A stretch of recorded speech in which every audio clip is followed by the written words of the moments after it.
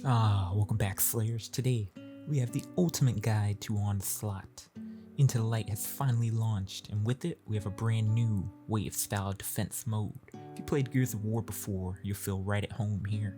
Here's everything you need to know to have a smooth, fun time playing this new activity. Learn anything today, make sure to spank that like button and subscribe, ringing the bell, as we are fast approaching 1,000 YouTube subscribers. Getting started. After a cool cinematic, you'll notice a new icon on the directory. Here will be the Hall of Champions, essentially your event hub similar to Dares of Eternity. Now there is no Postmaster or Vault, so keep that in mind. Also it appears when pulling and sending things in the dim. It's super unresponsive in this particular hub. After exploring a bit, this bot will lead you to Shacks to begin your Onslaught questline.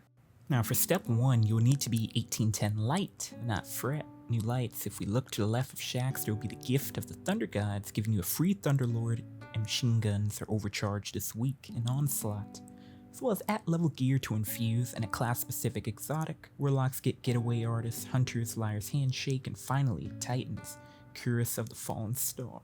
While we're here, let's clear out all of Shacks' bounties as well as our site's bounties, which are weeklies. There are 3 tiers to the weekly bounties, ranging in difficulty, starting with tier 1 giving you 100 hype, tier 2 giving you 200, and then the tier 3 bounty giving you 400 hype, as well as a brave engram through them all. Only one can be held at a time, but all can be completed within the week. If we obtain hype from Shacks by completing bounties and objectives in Onslaught, we will start unlocking these rewards, which are as follows, from engrams to vanity, Ascendant Aloy, and Ascendant Shards. And a note here, make sure you guys save these engrams, because as more brave weapons release, you can start hunting them down faster. Every few ranks now, you'll have access to spend these bravery trophies to unlock cool vanity items for each class, as well as a final reward key 1 of 2 to start unlocking that super black shader, as this is time gated due to key 2 being locked behind completing all of the brave weapon quests. The shader isn't even just black, it's an Oreo!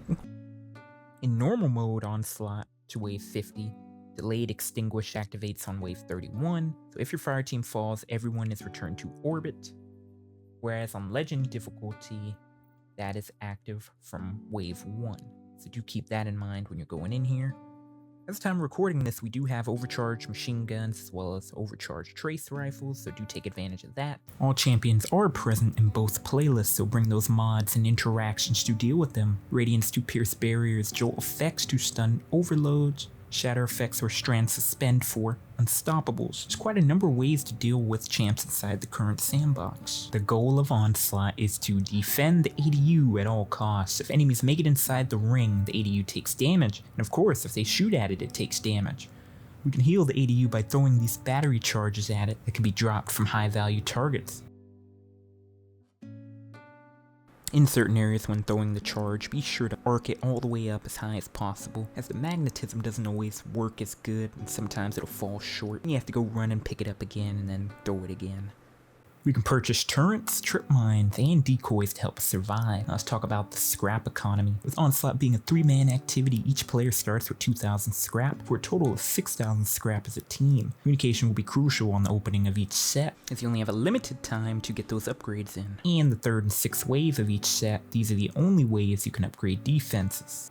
In order to maximize your defense upgrade efficiency, a general rule of thumb would be as follows. If someone has 4,500 scrap and someone else has 2,000 scrap, the player with 2,000 scrap should buy the turret, so you can also upgrade it to purple rarity.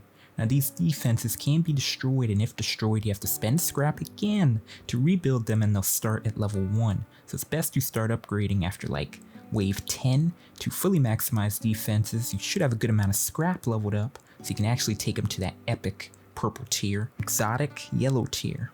Turrets tend to defend themselves and cover flanks, trip mines explode when enemies walk through them, decoys draw enemy aggro, which works especially well on tormentors. From me playing, I think turrets, you guys should prioritize those, as they seem to offer more survivability. During the gameplay loop, there will be various rounds with simple objectives like shoot pyramid crystals, stand in a field and take down high value targets. Completing these will reward you with hype bonus, scrap, and brave trophies. Augments can also appear during waves, and these are mandatory. Fail to complete these within the time limit, and back to the orbit you go.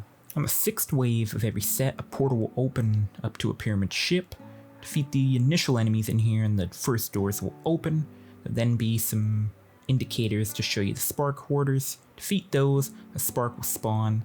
Run it through this enemy-filled room and dunk it to wipe everything out. Tips here: if you have your invisible hunter, they can go invis, dunk the spark. Otherwise, work on clearing out the enemies, as the shielded boss can stun lock you with stasis and screw your run. Every 10 waves, you have your boss encounter, which seems to be random based on the map you picked, ranging from different mechanics, dunking a spark, capturing a point for reinforcements, and standing in a zone to deal with shielded enemies. At this point, it's good to switch from your ad clearing loadout to a boss DPS setup, as you can flag up before the fight, so might as well take advantage of it. Now, blow your load all over the boss, and if you do it just right, you shouldn't have to deal with any mechanics. Onslaught is so good, there's even a secret encounter, Heat Wave. Seems to vary between runs and a super low chance of it happening. I've managed to get it to happen twice, but when it does, be prepared to face up to 10 tormentors that keep spawning in for the duration. On a run, I was able to defeat 9. During this wave, supers recharge super fast, so use them, as you can wipe here if you die. Linears and any precision weapons are tremendous must-haves as well. Each tormentor killed awards a trophy of bravery.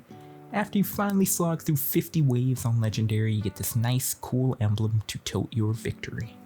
Now, after you completed your first playlist of Onslaught, you proceed back to the Hall of Champions. Talking to Shaxx will give you brave trophies, and the next step of the quest will be to open a brave chest, which you can find right here close by. Then back again, you'll be tasked with adding Elsie's rifle to your brave arsenal. All of the brave weapon quests can be acquired from our site right next to Shaxx. Straightforward procedures, you can do either of the challenges. And you can defeat combatants with precision damage using pulse rifles anywhere in the system. Bonus progress is granted in Onslaught.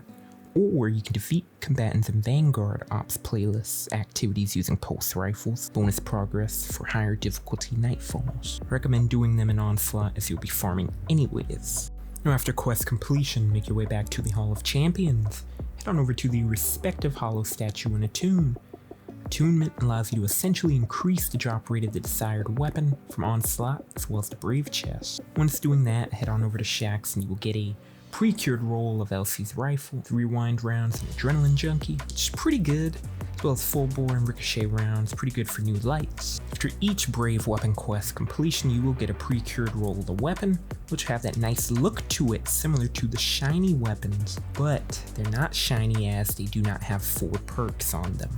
The shiny weapons are the most sought for, and they have at least less than a 5% chance to even drop. Now, I don't know if you can get them out of the brave chest, but when doing Onslaught, they can drop randomly in there, as well as out of the Onslaught chest.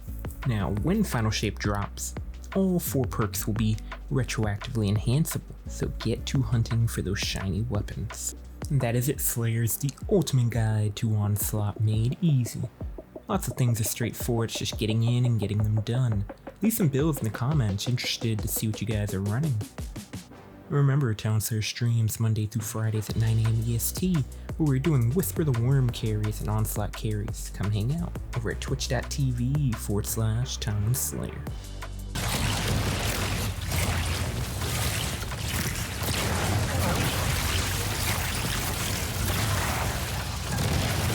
Yo, first time seeing that one, that's fun. Dave would have been proud of how you ran through that like it was a game. You sly bastard.